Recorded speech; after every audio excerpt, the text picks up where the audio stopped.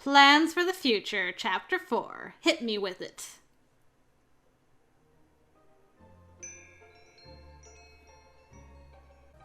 Emmeline and I emerged from Viorica's store after a 2-hour visit. I didn't get to see Viorica. Viorica. She's married now. She's been married for 2 years. Come on. Sebi, who is sitting on Emmeline's shoulder, huffs a sigh as we exit. Oh, finally! I feel like I've had my cheeks pinched for hours. Well, you do have very pinchable cheeks. It's because Viorica's cousins adore you. Sebi grumbles, but I cannot help but smile. Viorica's child cousins were in the store today when we came to visit. Viorica has been watching them while their parents are on a vacation. I suspect her cousins were a little easier to distract today because Sebi was with us. Emmeline and I have been trying to take him more places with us lately. Aw, so he's not all alone in the room. You enjoyed the attention. You just do not want to admit it. But my poor cheeks! Would you rather have been stuck in Rod's room? I could swear the plush shudders. I guess the kids aren't that bad. Emmeline pats Sebi's head as we make our way into the town plaza. Back when I was Emmeline's personal maid, I came to the town with her frequently. I didn't like going out then, but now I find these little excursions permissible. Enjoyable, even. Emmeline likes to show me stalls and treat me to her favorite baked goods. So far, my favorite are the candied apples. Emmeline sighs wistfully. I love it when Viorica's cousins come to visit. They're adorable. I'm sure they enjoy your company as much as you enjoy theirs. Don't you find them endearing? I shrug. Children are difficult for me to understand. When I was young, I distrusted most children my age because Mother insisted they were trying to use me. I think they appreciate your honesty. Children usually do. Emmeline gives me a teasing smile. Someday, I think you'll make an excellent mother.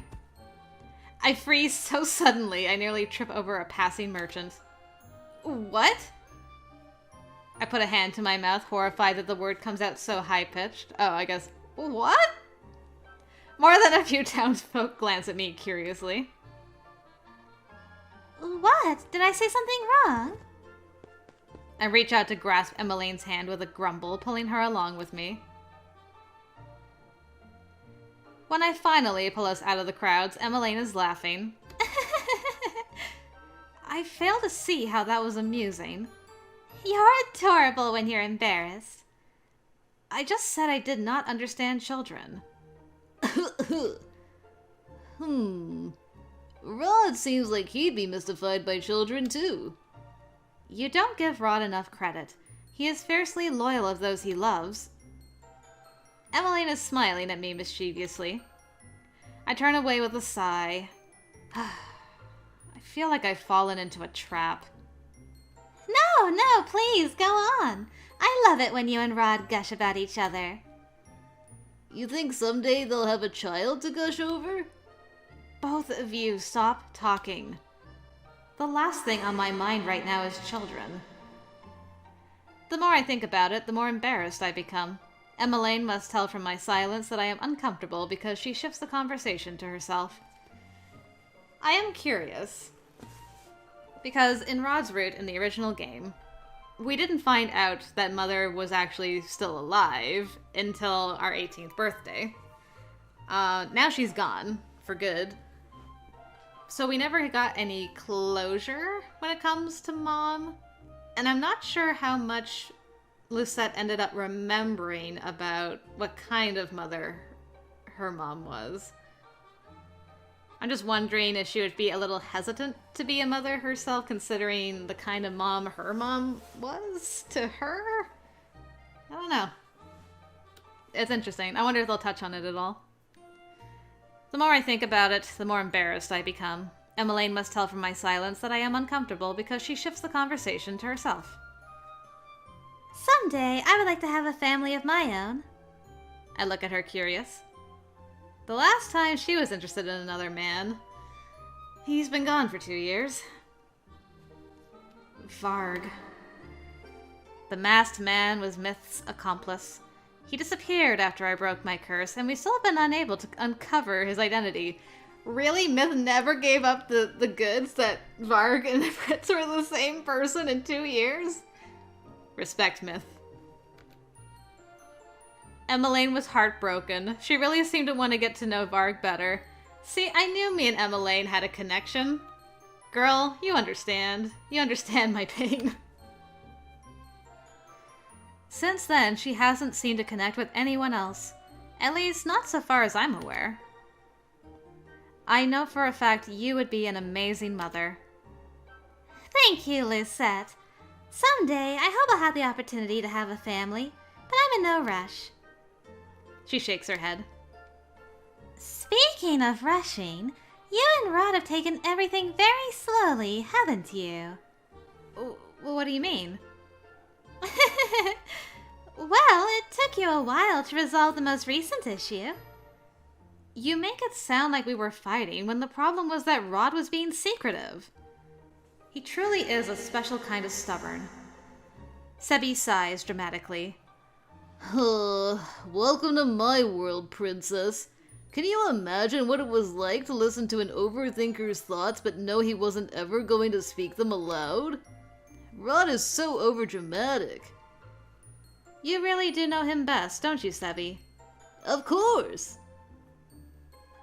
I think Sebi should be a relationship counselor. Hear, hear. I would be an excellent counselor. The two of us share another laugh as we turn and head back to the palace. Good old Sebi. I'm so happy there's so much Sebi in this route. Lucette, thanks again for accompanying me today. It was my pleasure. Emmeline taps Sebi on the head. Let's go return you to Rod's room, shall we? Back to the dungeon. We'll see you later, Lucette. Good night, princess. On my way back to my room, I see Father. He is heading for my door when he stops, noticing me. Ah, there you are, Lucette. How was today's outing? I eye him curiously. It is rare for him to seek me out. It was fine. Viorica's child cousins were visiting. Ah, Emmeline talks at length about how endearing she finds them. I suppose. Can you spare a few minutes, Lucette? My curiosity sharpens to wariness. Of course. Then, shall we walk? He offers his arm, and I set my hand in the crook of his elbow. The two of us begin to wander the corridors, which are thankfully quiet at this time of day. So, I hear you and Rod have resolved things. Yes, finally. I glance at him. He told me he sought you out for advice. Father smiles. He almost looks relieved? I am glad he came to me for advice. I could tell something was amiss. I'm glad he spoke with you. It seemed to clear things up for him. It can be extremely difficult to discern one's feelings when it comes to love. It is a complicated thing. That is why it is so important to self-reflect. On your feelings, but also on your loved ones. Father pauses to look at me. It is good to see you smiling again, Lucette. I know this long-distance relationship has been difficult for you, but if you ever need advice, I know what it is like to court someone outside of the noble circle. You and Ophelia are an inspiration. I could say the same about you and Rod. You have sacrificed much to be here. I know Rod has, but have I? It is as if Father can read my mind. He reaches out and to cup my cheek. You have come a long, long way, Lucette. More than any of us, I believe. It is no easy thing, learning to trust after being taught to not rely on others. My father falters. I am sorry I could not teach you that sooner. Every day, I am grateful you decided to give me another chance to make things right between us. My heart twinges. Of course. Aw, that was a nice father-daughter moment. We both pause at the sound of footsteps. I expect a servant and am surprised to see Rod instead. He looks just as surprised to see us. Am I interrupting something? Of course not. My father presses a brief kiss to the top of my head. Aw, my heart. Good night, Lucette. Until next time. Good night, Father. Father dips his head in Rod's direction before walking off. Rod leans down to kiss my cheek as he approaches. So many kisses. How was the outing? It was pleasant. I give him a look. What about your day? You've been resting, I hope. After we had that conversation the other day, Rod and I discussed the necessity of taking breaks. I look him over now, relieved to see the dark circles under his eyes are faded, and that, for the first time in a long time, he looks relaxed. I did. Mother tried to convince me to take the whole week off, even. She said I ought to treat myself. My birthday is one day. I don't need a whole week. What? I stare at him. It occurs to me I have never celebrated Rod's birthday with him, that he has never even mentioned it before. Rod looks taken aback. I shouldn't have mentioned it. I never do anything for my birthday. I don't... What do you want? I step toward him. Rod looks unnerved. I don't want anything. Having you is enough. Nonsense. Rod runs a hand through his hair and groans. Oh, you really don't need to get me anything, Lucette. But... He blushes. I would love any gift you buy me. Anything? I cannot get him just anything. I have to make sure this is the best birthday gift he's ever received. I'll come up with something meaningful. I must. Rod coughs awkwardly. Anyway, we were talking about you. How were Viorica and her cousins? It occurs to me that it has been a while since Rod visited her. Sometimes I think about how strange it is that the reason he came to be here in the first place is because he wanted to impress her. So much has changed since then. All of us have found happiness in unexpected places. And people. I smile. They were well. Viorica is always so lively when the children are around, and Sebi was very good at distracting them while we all spoke. Sebi is a good distraction. I look at him curious. Have you visited her recently? I have. Wouldn't stop pestering me until I did. He glances up at the night sky, and the moon illuminates the melancholy in his eyes. You're right. She is more lively. I'm happy for her and her husband. Unthinkingly, I reach out to grab his hand. After a few moments, Rod leans into me. Strange, isn't it? How quickly time passes. Viorica's been married for a while now. I can feel his eyes on me. If we married someday, what kind of wedding would you want? My cheeks warm at his question. This is the first time he's ever mentioned marriage. Well... I mean, me personally, I had a simple wedding. And I feel like Rod would also like something simple. He comes from a simple background. He cares about the people and not things. That's just who he is. It's about you two, not the wedding. You know I dislike decadent celebrations. Something simple would be nice. Being with you is the important thing. Right? Oh, it's a relief to hear that. I'd do anything with you, but an elaborate celebration would be... I tried to imagine him on some grand stage with a spotlight trained on him. Uncomfortable? To say the least. A wedding is a celebration for two people, not one. I would never suggest it something you would be uncomfortable with. But... I look at him curious. Why do you ask? I wanted to know your preference. I've been thinking about the future a lot lately, so... Yeah? What kind of thoughts, Mr. Rod? He turns away, cheeks flushed. You're blushing. I am not. Rod turns his attention skyward again, a soft smile on his face. This may be strange to say, but I'm really glad I was cursed. It's strange to think I wouldn't know you otherwise.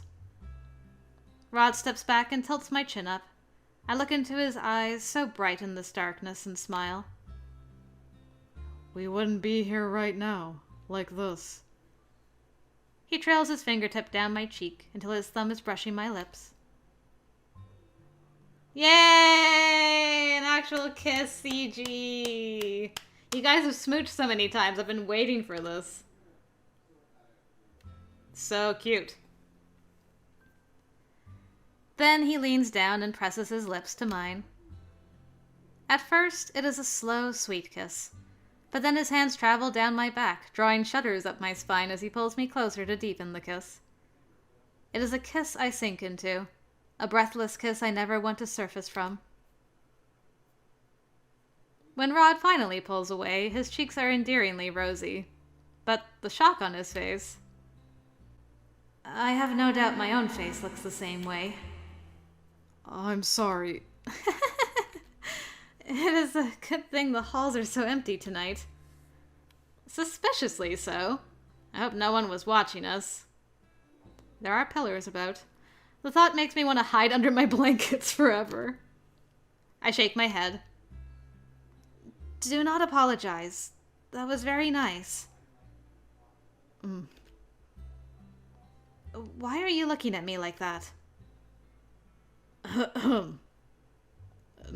Nothing. I'm glad you thought it was nice. The longer we stand here, the more awkward this becomes. Oh, we should get some sleep. That is a good idea. I reach out and take his hand. He walks me back to my room. We say our goodnights before parting for the night. For a second there, I'm like, we ain't getting fun times, are we? Squint. But no, it was just a passionate kiss, which is still great. I stare at the cakes lined up for today's taste test. Ophelia decided to leave it up to Emmeline and I to choose the best cakes for the ball. So far, I have tasted 3 cakes, but I am unable to concentrate on the flavors. My mind is on the ball, which takes place in 1 week. And, more importantly, Rod's birthday is in 2 days, and I have yet to come up with a gift idea. This chocolate mousse cake is the best so far. What do you think, Lucette? I nod absently. Emmeline leans forward, squinting. What? You say that, but you haven't even tasted it yet. She gestures toward my fork, still half raised to my mouth. Sorry. What's on your mind? Rod's birthday. Oh, I just recently bought my gift for him. Why did he not mention it to me earlier? Why did no one mention it at all? I narrow my eyes at Emmeline, who raises her hands in surrender. I just remembered a few days ago. I always forget. Rod never likes to make a big deal of it. I'm surprised you know about it. He brought it up accidentally to me. That sounds like him. So, she leans forward. Do you have any gift ideas? Ooh. Make a plush toy? I'm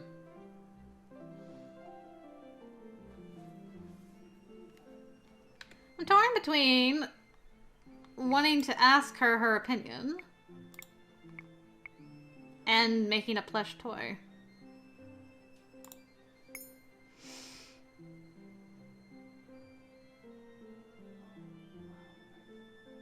You know what? I'm gonna make Sebby a friend. Yeah. Why not? Let's try it. I know how to sew, and I think it is best to play to my strengths. Emmeline claps her hands. Yes, we can add another member to Rod's plush family. I wonder if Sebby will become competitive. Oh no. There can be only one. What have I done? I'm sure he'll love it. I nod to myself. All right then. I'll give it a try after we finish with these cakes. And Emmeline? Yes? I can trust you to keep this a secret from Rod, yes? Of course. My lips are sealed. All right, we'll see. I had servants purchase supplies for me when I was tasting cakes. When I returned to my room, everything is waiting for me on my desk. I hole myself up in my room for hours. My excuse is that I am studying magic, but really I spend the whole day working on the plush for Rod. Emmeline helps make the lie more convincing, and no one comes by to check on me. Day fades to deep night, and then... finished. I set down my tools and hold up the small plush. Can we see? Oh, it's so cute! It's a little bear! It reminds me of Lockhart. This is the first time I've ever made something like this, and I struggled with the more intricate stitches, but it does not look as bad as I feared. I glance up and am shocked to see that it is midnight. One more day until Rod's birthday. Who knew I'd be able to finish this so quickly? I make my way over to my bed and close my eyes. Sleep comes quickly that night, and it is not long before I fall into darkness.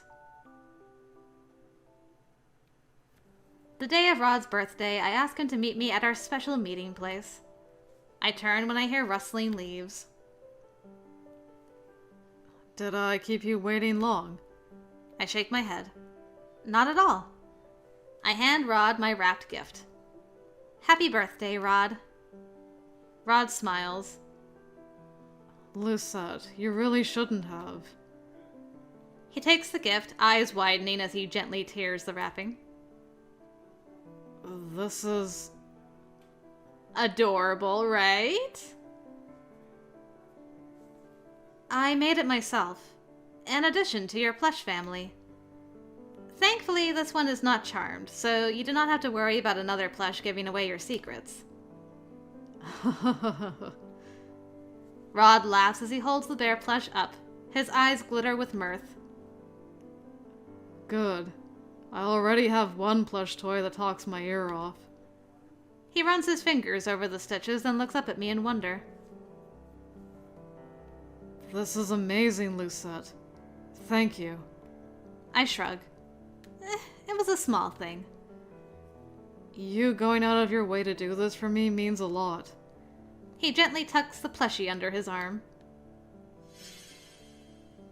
Aw, he liked it. He really did. I wonder if carrying it around will make Sebby jealous. I have wanted to get back at him for sneaking behind my back. He really was only trying to help you, you know. I know. The two of us make our way back to the palace. A small feast awaits us upon our return. Ophelia and Emmeline are full of smiles and laughter. Last year, they could not celebrate Rod's birthday with him, so they make the celebration as merry as they can. Father and I excuse ourselves early so that Rod can enjoy the rest of the day with his mother and sister. That's sweet. Tomorrow is the night of the grand ball, and the palace is bustling with activity as the staff make last-minute preparations. I'm nervous about this ball, because I'm like, you know, what if certain wolf boy shows up again? It would be apropos. Just saying, you know, bookend stuff. I would be alright with Emmeline getting together with him. I just want that wolf boy to find love in some form. More than once, flustered servants nearly bump into me as I am walking back to my room. I have just gotten out of dance lessons with Rod and am eager to relax. I turn a corner and nearly run into someone else again. I'm so sorry! I step back, surprised. Emmeline? Oh, Lucette!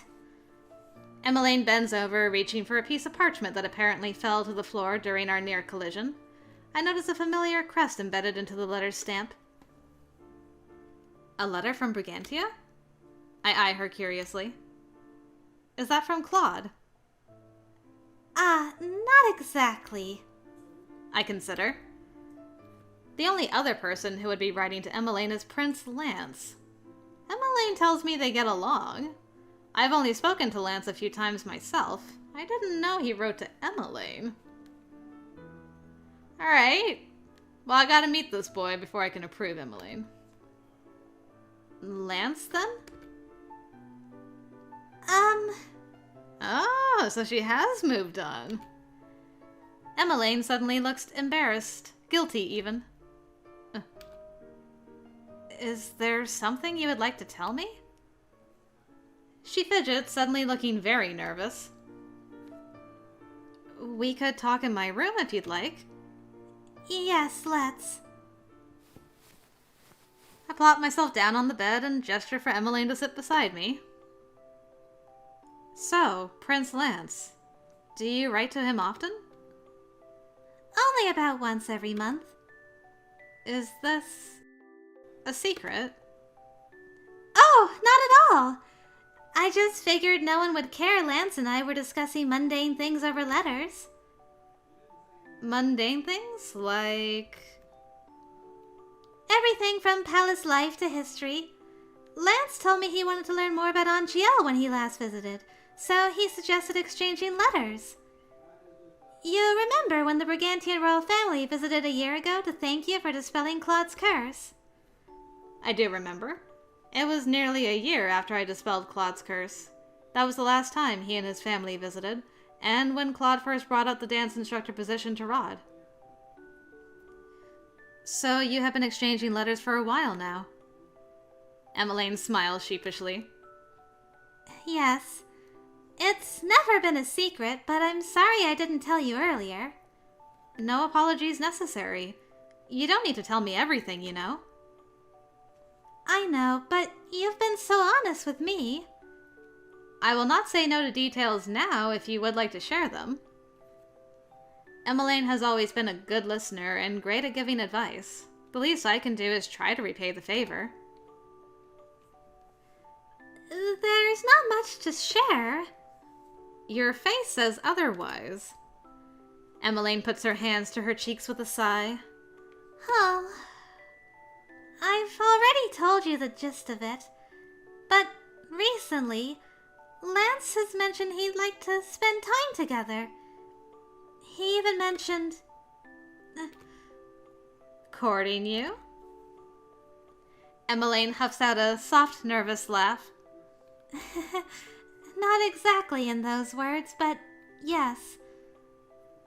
He'll be here for tomorrow's ball, but I don't want him to ask Father for permission then. Why not? It seems as perfect an opportunity as any. Because this ball is for you. And because Rod... She freezes. Because Rod... What? It's nothing. Just ignore me. This wouldn't happen to be that surprise everyone keeps mentioning, would it? You'll see. Anyway, this is a celebration for you and Rod. Whatever might happen between Lance and I in the future, it can wait. You two waited after all. And now you finally get to have your happily ever after. Happily ever after. We still have problems to work out, but we are getting there. Step by step. Anyway, please don't tell Rod I mentioned anything. We're so close to the ball, too. I will not say a word. Emmeline sighs with relief. Oh, thank you. So about Lance. I laugh when Emmeline blushes. Have you told anyone else about this? Father obviously does not know, but what about Ophelia and Rod? I've told Mother, but Rod... I've been trying to find the right time. Rod can be, very overprotective. One time, a suitor sent me flowers, and Rod trailed him back to his home and bombarded him with questions. Isn't that harassment? He's got a promise to his dad to fulfill. He's got to take care of his sister. He's always been that way. And he's so stressed now. I'd rather he not have to worry about my relationship with anyone. So I'm keeping it a secret for now. Like sister, like brother. But I wonder, is this the right thing to do? I don't think so, because when Lance comes here, it's going to be very obvious that you guys are romantically interested in each other. And that's just going to distract him at the ball. You should forewarn him. I mean, maybe he'll stress out about it, but at least he's got some prior warning. I think you should tell him. You think? Do not let our relationship stop you from pursuing yours. Rod would not want that. Besides, Rod stayed in Brigantia for a year. He knows Prince Lance. When he told me about his time in Brigantia, he even sounded like he respected him. Oh, that's a relief. Emmeline looks thoughtful for a few moments as she considers. That's true, this is also, not just some random suitor. He's gotten to know Lance. Good thinking, Lucette. You're right. We're not children anymore. And truly, I'm terrible at keeping secrets anyway. I smile. I am happy for you, Emmeline. Thank you. Regardless of when Lance asks the king for permission to court you, at least you'll get to see him tomorrow for the ball. And here I thought Emmeline was disinterested in all of her suitors, but there was a man all this time she was interested in. Emmeline flushes and nods. I'm looking forward to seeing him again. I grin. And peppering him with questions to make sure he is worthy of you. Lucette! Not you too! I laugh when Emmeline nudges my shoulder. The two of us continue speaking well into the night, just like sisters. Emmeline does not hint at what tomorrow's surprise is, but I no longer wonder. Whatever it is, I'm excited for it. Yay, excitement.